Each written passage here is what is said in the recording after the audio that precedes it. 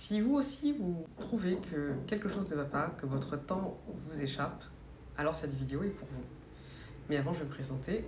Je suis Farmatasso et j'accompagne les femmes cadres et dirigeantes à élaborer une stratégie d'évolution à la suite d'une transformation professionnelle, qu'elle soit due à un PSE, un licenciement économique ou une restructuration en interne.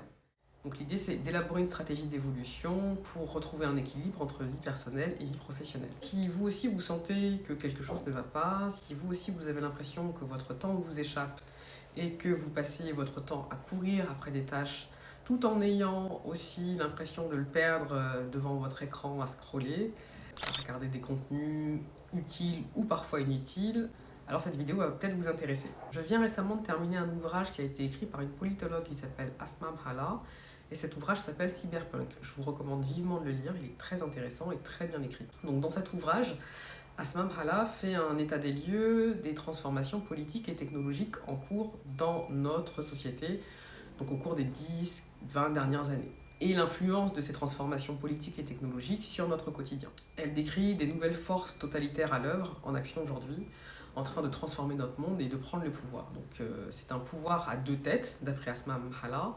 Donc l'une ultra réactionnaire, d'extrême droite, plutôt fasciste, tendance fasciste, et l'autre technologique, avec des sociétés quasi monopolistiques comme la société Meta, donc anciennement Facebook, qui sont quasiment omniprésentes dans notre quotidien, comme on peut le constater avec WhatsApp, Facebook, Instagram, etc.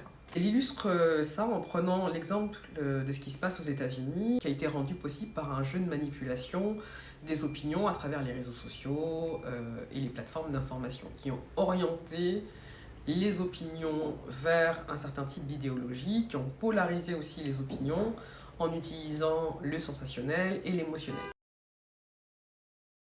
Dans son ouvrage, elle met en perspective cette nouvelle réalité avec la littérature cyberpunk, comme les romans de George Orwell, qui présentent en fait des régimes totalitaires qui distordent le réel et vont jusqu'à contrôler la pensée et le libre arbitre des citoyens.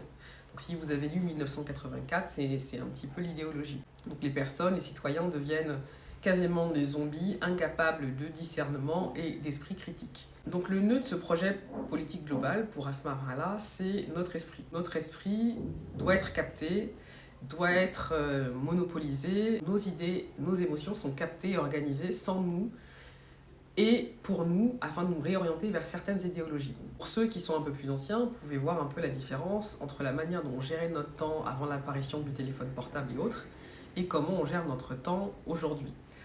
Aujourd'hui, on peut passer des heures à scroller, à regarder du contenu sur Internet sans voir le temps qui défile avec des contenus qui tournent souvent autour des mêmes thématiques, puisqu'en fait, c'est l'algorithme qui sélectionne pour nous ce qui est censé nous intéresser au regard de ce qu'on a pu regarder par le passé.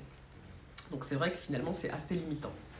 Je trouve que cette théorie est assez intéressante et intelligente et elle se vérifie clairement dans la réalité.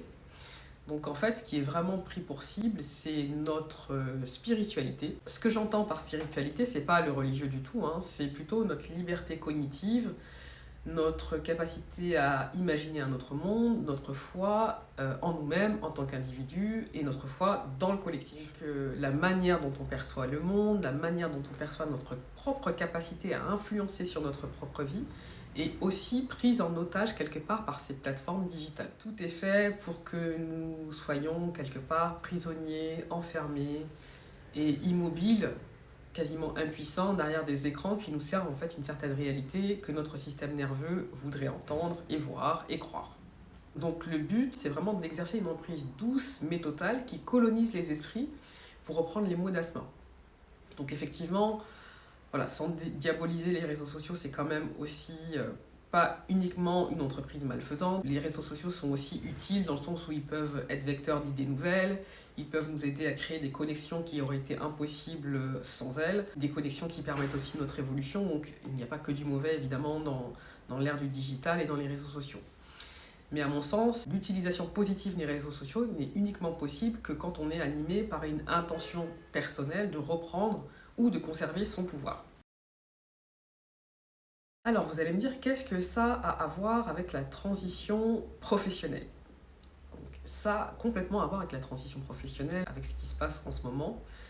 puisqu'en fait, ce totalitarisme digital arrive en fait avec une ère de démantèlement de l'expertise humaine, puisque celle-ci est aujourd'hui en partie ou totalement remplaçable par l'intelligence artificielle. Donc la puissance cognitive dont je parle, c'est pas quelque chose de statique en réalité, c'est censé être quelque chose d'évolutif.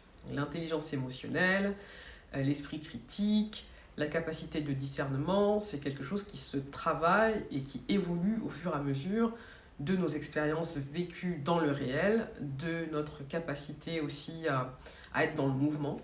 Et avec l'ère des réseaux sociaux qui nous maintient plutôt statiques et inertes, c'est quelque chose qui a tendance à évoluer pas dans le bon sens, on va dire. Puisqu'en fait, cette volonté de nous maintenir statiques et consommateurs inertes quelque part ne nous permet pas de développer notre puissance cognitive, puisqu'au contraire, notre cerveau est un peu atrophié, même beaucoup. Résultat, notre capacité d'adaptation, de développement, d'élargissement des vues, penser en dehors de la boîte, entre guillemets, régresse et deviennent largement à la portée de l'intelligence artificielle. Donc finalement, on devient remplaçable par des machines parce qu'on a étouffé ce qui nous rend humains, donc notre créativité, notre audace, notre capacité à penser autrement, à être un peu divergent, à être différent. Et beaucoup en fait sont devenus incapables de voir en dehors d'une certaine réalité. Je sais qu'en fait, on est tous impactés, quel que soit notre niveau.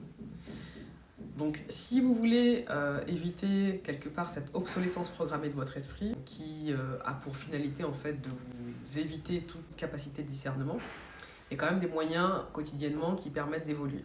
Ne laissez pas votre travail vous prendre toute votre créativité et toute votre énergie. Il faut oser. Moi je suis vraiment pour oser sortir de la case salariale uniquement et aller développer votre créativité ailleurs. Ça vous encourage en fait à mieux vous connaître, à utiliser votre personnalité pour agir et à vous développer. Et moi, je vous invite du coup à prendre rendez-vous avec moi pour en parler si vous êtes dans cette démarche et dans cette dynamique d'évolution et de création éventuellement de votre propre activité. Le deuxième conseil, ce serait de consommer un peu plus de produits artistiques, donc théâtre, comédie, cinéma, livres, pour être aussi en capacité d'imaginer un autre monde. Donc la lecture, pour moi, notamment, c'est très important. Libérez aussi du temps pour être seul avec vous-même. Donc à un moment donné, tout lâcher, le boulot, les responsabilités, les enfants, pour juste vous reposer, prendre du temps pour vous et couper surtout les écrans. Coupez les écrans pendant 1 heure et reconnectez-vous à votre esprit. C'est important aussi d'avoir un regard qui permette d'observer ces cycles de vie. Donc pour vous par exemple, ces 3 dernières années, qu'est-ce qui s'est passé ? Ces 7 dernières années, qu'est-ce qui s'est passé ? Est-ce que vous observez des répétitions ? Est-ce que vous voyez des changements ? Est-ce que vous voyez des choses qui se répètent en cycle ? Et comment vous vous voyez et où vous vous voyez dans les 5-10 prochaines années ? L'autre conseil que je peux vous donner, en tout cas que j'essaie de pratiquer au maximum, c'est de sortir, de rencontrer physiquement des gens autant que possible. Donc prenez le temps d'aller rencontrer les gens qui vous tiennent à cœur, vos amis, vos proches. Sortir dans le réel, sortir du virtuel autant que faire se peut et aller se reconnecter concrètement aux gens, à la réalité. Pareil, en termes de reconnexion, se reconnecter à la nature, c'est très important. Je pense qu'il ne faut pas rester plus d'1 semaine sans avoir fait au moins une balade en forêt, sans avoir vu l'océan, sans avoir en tout cas eu une vraie connexion avec la nature, même si c'est 1 demi-heure, mais voilà. Être en connexion avec la nature. Donc, comme disait Fatima Mernissi, la reconnexion à la nature libère de la servitude. J'espère que cette vidéo vous a plu. En tout cas, n'hésitez pas à vous abonner, à liker ou à commenter si ça vous a parlé. Je vous remercie pour votre écoute et vous dis à très bientôt.